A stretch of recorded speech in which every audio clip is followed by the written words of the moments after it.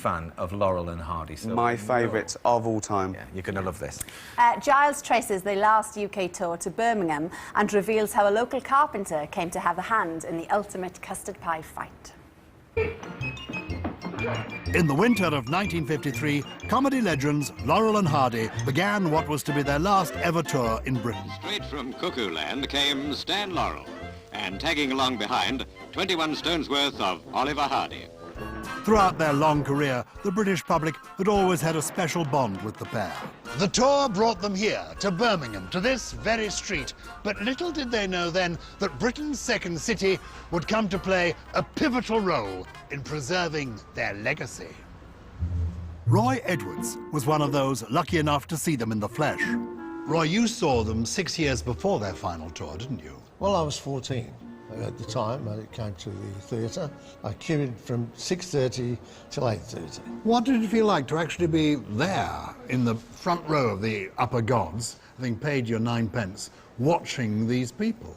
Well, it was amazing, really, because we'd only seen them in black and white. Now they were in living colour on the stage in Birmingham. What was the audience reaction? The audience were elated just to see them. I think it was the first actual Hollywood film stars that we'd ever seen live. And when the curtain came down, what did you do? We got outside as quick as we could to get to the stage door. In the snow? In the snow. And we waited for them to come out. Stan came quite close to me before we got in the car, and I managed to shake Stan's hand. Yeah. This is as close as we're going to get, viewers. This is the hand that shook the hand of Stan Laurel. And this is the guy who saw Laurel and Hardy in colour. On that final tour, they stayed here in the beautiful Brummage Inn Palace, the Barton's Arms. Another regular was an American fan called John McCabe, who was at that final Birmingham show and went backstage to meet his heroes. They clicked and formed a lasting friendship. McCabe would later create a global appreciation society for the pair called the Sons of the Desert, after one of their movies. And the Birmingham branch is one of the world's biggest. John Uller is its founder. Most of our members wear a fez. People think we wear a bowler hat, but we actually wear a fez, because in the film, The Sons of the Desert, Laurel and Hardy wore a fez. So Sons of the Desert, this is the film. Yeah. And as it were, we've got tents in the desert. And what's our tent called?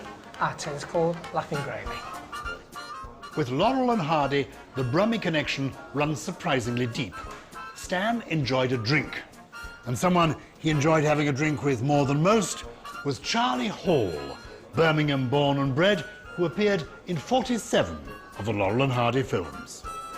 Charlie Hall was a working-class Brummie like myself, born in Birmingham in 1899, and as a carpenter he decided to try his luck in Hollywood. He became a friend of a young guy called Stan Laurel. They remained friends all their life, so he got him a part in 47 of the Laurel and Hardy films.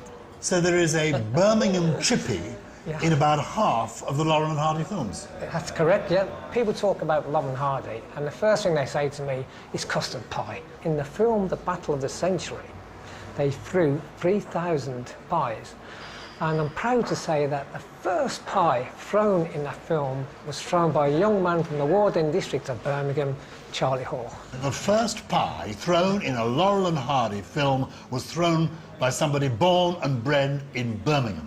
That is correct.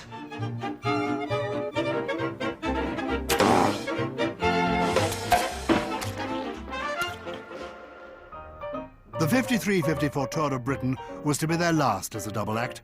They performed their final full week in Birmingham before Oliver got ill and could only appear for one last show in Plymouth.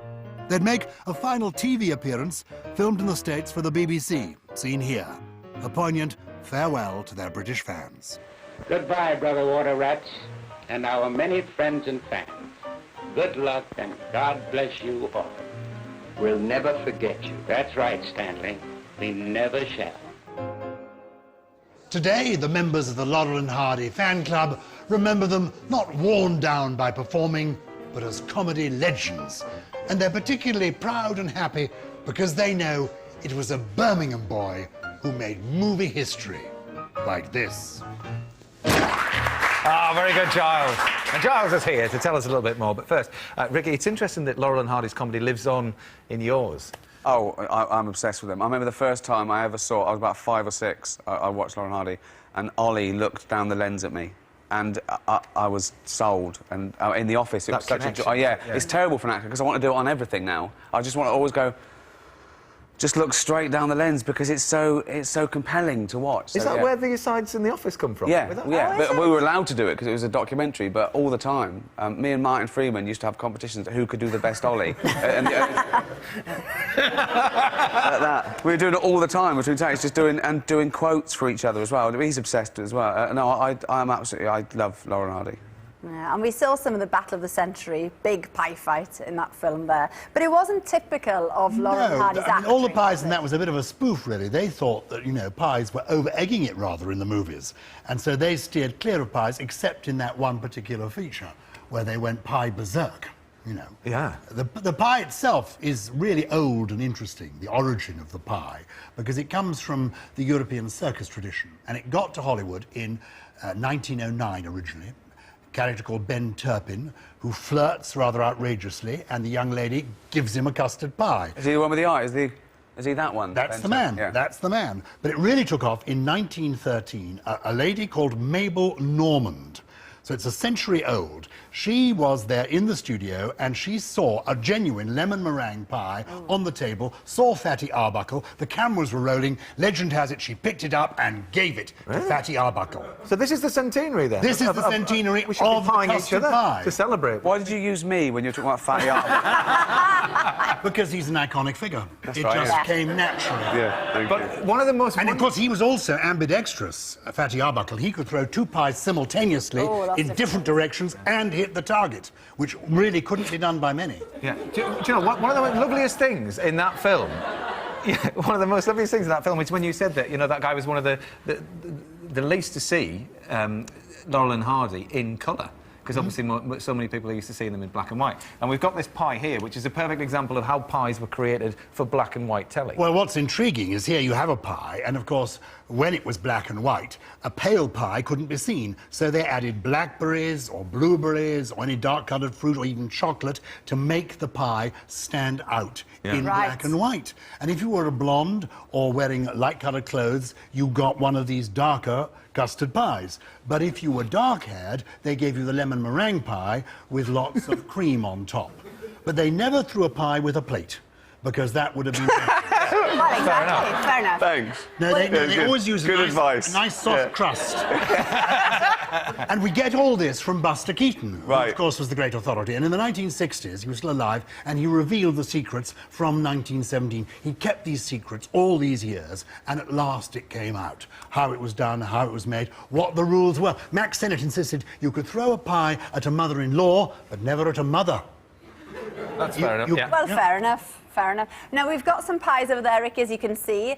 Giles is going to tell us about different custard pie moves. So let's go over This is the first extra. I love that The one. first one is the shot put. Right. And according to Buster Keaton, this is thrown straight from a distance of 3 to 5 feet, and then you need to make sure the pie is the right weight to fly perpendicular as it leaves. Yeah. Well, yeah, wait it, see which one you fancy there. But before you do throw it, obviously, Al, we need a target, don't we? Yeah, so we thought, who could be better than Carl Pilkington?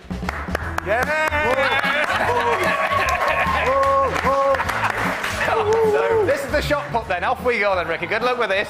You can't move, you've got to do it from there. This is going to end in tears. You've seen that. We're all going to join in. Right? The shot put. Is that so? That Get the shot put. Okay. Get the weight right.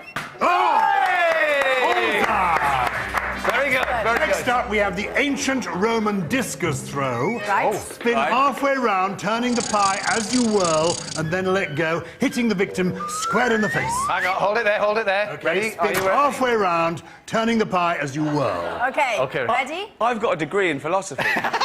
Right, ready? Yeah, go. Oh! Nearly. I think you'll do better with the walking thrust. Right. Okay, this was Buster's favourite. You walk up to the person, push the pie in their face, and before you walk away, give it a slight twist. This makes the sticky part of the pie cling to the recipient. Good. This is an easy one. So Go the on. walking thrust into position. This is your last one, so make it count.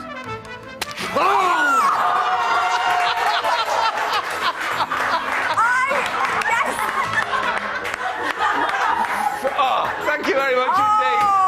Ricky, brilliant. honestly, thanks, mate. That was I knew lovely. you were gonna do Thank that. you so much. Oh. It tastes quite nice, though. It really does. Oh, that was lovely. It's only fair. Do you want to get me back? Well... Go on. Do you don't mind if I do the walking thrust? What? Get on with it. Walking. Good lad. Excellent. Well, thanks so much to Ricky, and the Ricky Gervais Show is available on DVD from Monday. Oh. Tomorrow we're going to be joined by Chris Tarrant. We'll see you then. Bye-bye.